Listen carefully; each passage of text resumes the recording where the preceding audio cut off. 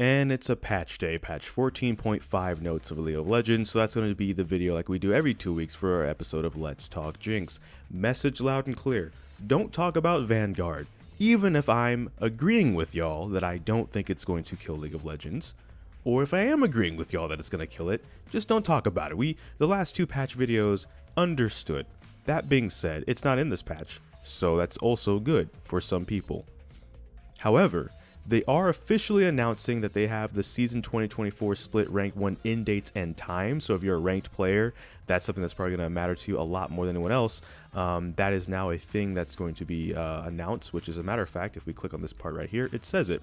So for those of you that really care about ranked, you have until about mid-May. So the split in date for split 1 is May 14th, and then split 2 will start the day immediately after on May 15th. In terms of Jinx, there are no changes to Jinx directly, but there are some other AD carry changes that we can in fact talk about that will in fact affect Jinx and things like the laning phase, or maybe even out of game. We'll start talking about that too. Bel'Veth is not one of those champions, however.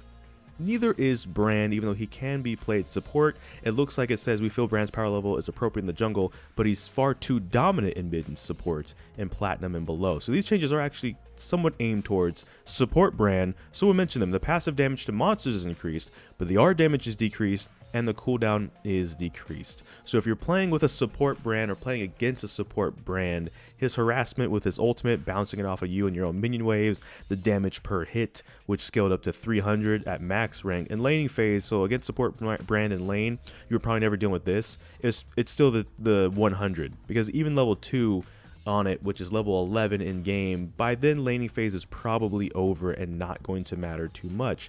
Kog'Maw exists. The passive bonus movement speed increased, so when he's about to self-destruct, he's going to run a lot faster at you now.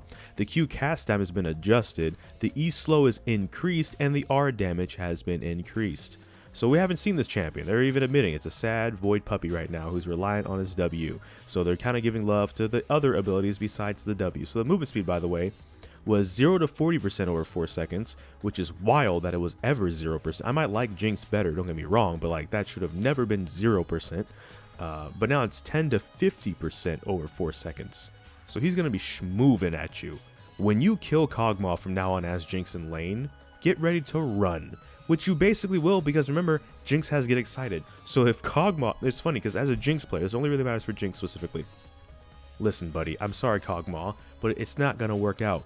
When we kill a Kog'Maw, he's going to get 10 to 50% movement speed. Meanwhile, we're going to get a burst of movement speed out the gates that decays. You know what I mean? Like, we're definitely going to be able to outrun this on Jinx specifically. So the Jinx Kog'Maw matchup, it's still coming up Jinx when it comes to this part. As for the Q, the cast time being a quarter second, it now matches Kog'Maw's auto attack frame time. So it might be even less than that, depending on how the frame is going to work, how much attack speed he's building.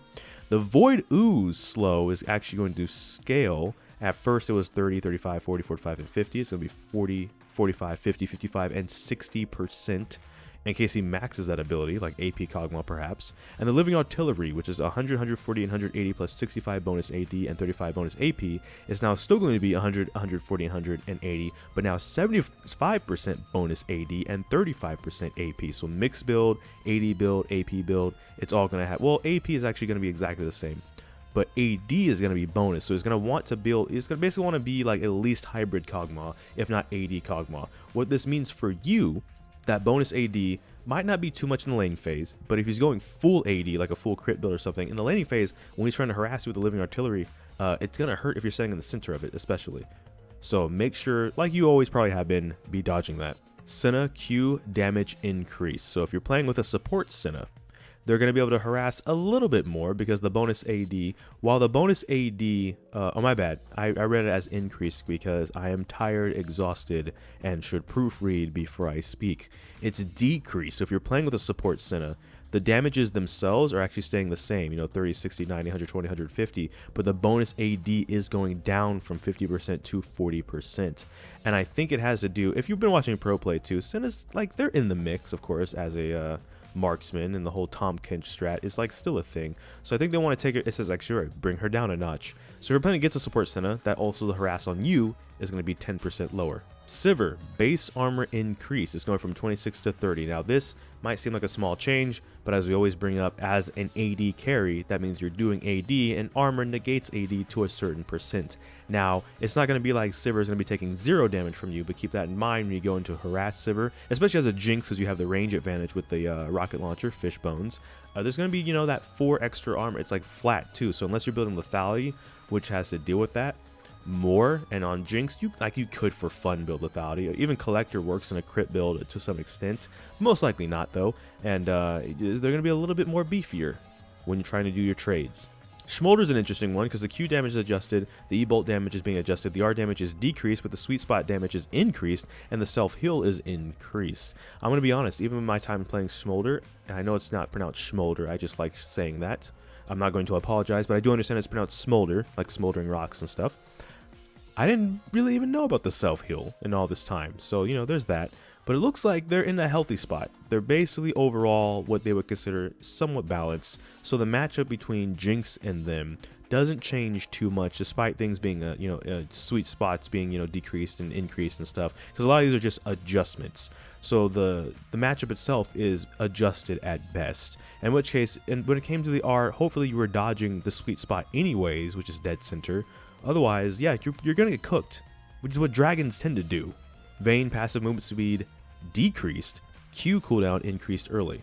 About time. I don't know, there's something about the fact that Vayne just gets more movement speed moving towards you, and if you're trying to run away because you're like, I can't take this fight, and you're doing the smart decision, they can just move towards you faster. That's just me being salty and bitter. It's not an actual criticism, by the way, but I do like the idea that let's make that lower and just give her some power somewhere else, like the Q cooldown being increased early.